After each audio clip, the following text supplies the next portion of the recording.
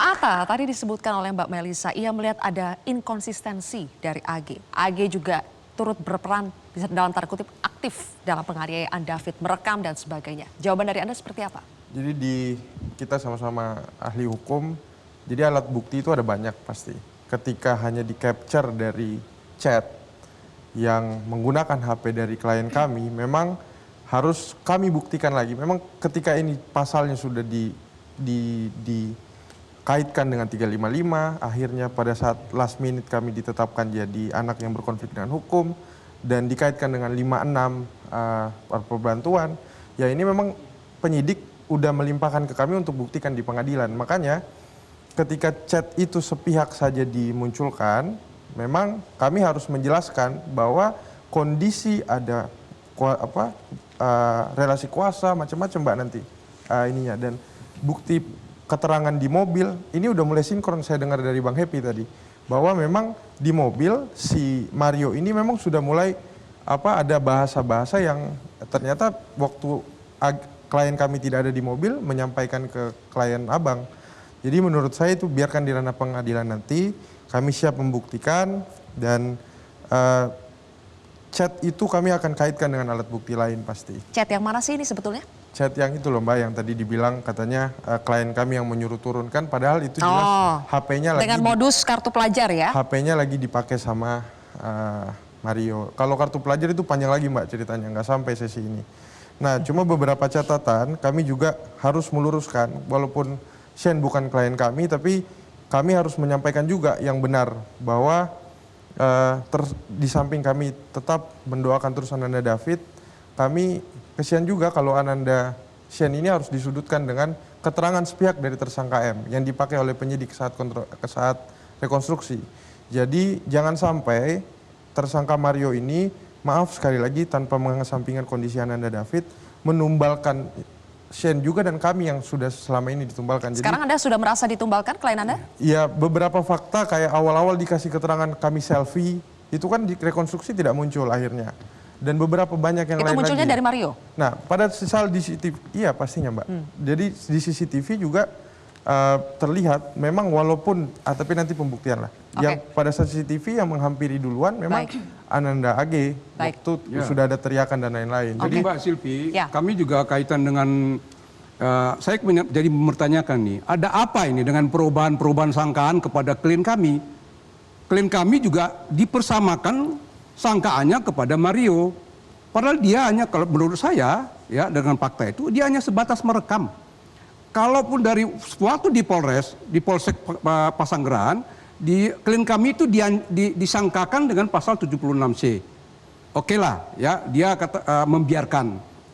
Itu nanti akan kita uji. Waktu itu kami sudah mempelajari, kalau pembiaran. Padahal juga pada saat momen-momen terakhir di rekonstruksi, klien kami itu juga mendatangin itu. Mendatangin si Mario supaya jangan melakukan pemukulan lagi karena dia unpredictable.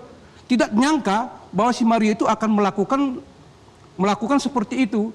Jadi kami keberatan dengan... Sudah ada upaya ya? Iya ada upaya, dia menghalangi, itu kita bisa lihat.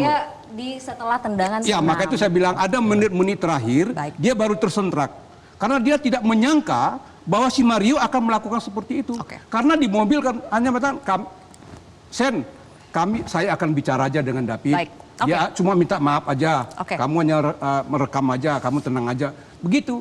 Jadi kami ini keberatan ini perubahan pasal-pasal ini yang berlapis kepada klien kami. Mbak Melisa, ini pada keberatan kena pasal 355. Menurut Anda sebetulnya mereka pantas atau tidak?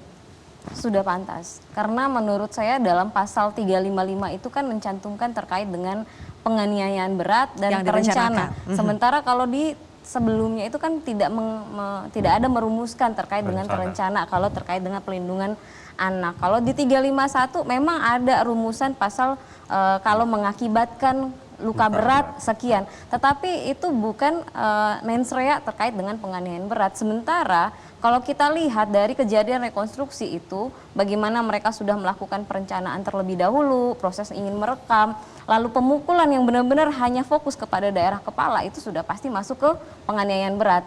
Terencana ya, menurut kami sudah. Ya, tapi sudah itu tepat dilakukan di oleh si Mario, 355. bukan kepada klien kami. Itu kenapa Klien kami itu dalam hanya pasal- dijuntukan di pasal 56 perbantuan. Oke. Pembantuannya dalam hal apa? Ya. Dia tidak ada membantu untuk merencanakan, itu fakta itu, tidak bisa terbantahkan. Dia tidak pernah ada membantu untuk merencanakan. Nanti kita bisa fight membantu lagi ya. memukul juga tidak ada. Hanya Oke. dia berada pada waktu yang tidak tepat aja, dia ikut, dia setelah dia Ya, salah satu diakal-akalin oleh peranannya si Mario ketika itu. security datang pertama kali yang ngasih tahu, karena yang bertugas sepertinya ngecek lingkungan itu kan tersangka S. Nah, lalu tersangka S yang menyampaikan berdiri dulu. Oke, Gitu. baik. Itu Oke. salah satu perannya. Karena kita hanya punya 3 menit, saya ingin berbagi kepada Pak Edwin dan juga Mas Reza. Pak Edwin, LPSK akhirnya memutuskan memberikan perlindungan kepada 2 saksi. Ada saksi N dan R. Kenapa Termasuk malah pada saksi? D. Termasuk kepada D, mohon maaf. Kenapa saksi N dan R yang dinilai justru berhak untuk tepat untuk mendapatkan perlindungan? Karena N adalah orang yang pertama menghentikan aksi kekerasan itu dengan teriakannya. Ya. Dan N dan R adalah orang yang secara aktif menolong D untuk segera dibawa ke rumah sakit. Dan menurut kesaksian mereka, Ya. apakah ada di antara 3 pelaku ini yang turut membantu David? Yaitu atas permintaan dari N. N meminta AG untuk membantu David D. Ya, dengan menempatkan pahanya sebagai bantal. Yang kemudian yang menurut N itu tidak dilakukan karena yang diberikan adalah tangannya. Ya. Oke. Jadi N dan R adalah saksi yang punya keterangan penting untuk mengungkap perkara ini, dan mereka juga merupakan tempat di mana D ketika itu singgah. Ya. Baik. Ya. Terakhir, Mas Reza, Anda sempat mengatakan bahwa Anda menduga ini bukan karena faktor emosional. Kalau faktor emosional, maka mungkin itu tidak terencana. Tapi kalau ini bukan emosional, apakah itu berarti terencana? Ya, kemungkinannya hanya 2. Ini kita bicara tentang motif emosional ataukah motif instrumental. Kalau motif emosional maka masuk akal perbincangan tentang kecemburuan, sakit hati, dendam, dan seterusnya. Tapi adakah kemungkinan bahwa, maaf ini, jadi agak vulgar kalimat saya, adakah kemungkinan bahwa tersangka M menjadikan tubuh David itu laksana trofi? Kalau itu yang menjadi alasan kenapa dia melakukan perbuatan sedemikian keji, maka ini sesungguhnya bukan motif emosional, melainkan motif instrumental. Nah, kalau kita sudah bicara tentang motif instrumental, maka kemungkinan adanya perencanaan semakin besar di situ. Oke.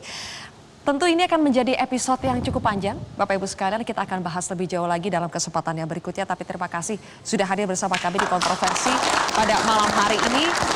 Pada malam hari ini masing-masing PH punya versi masing-masing, tapi nanti pasti waktu juga yang akan membuktikan siapa yang jujur.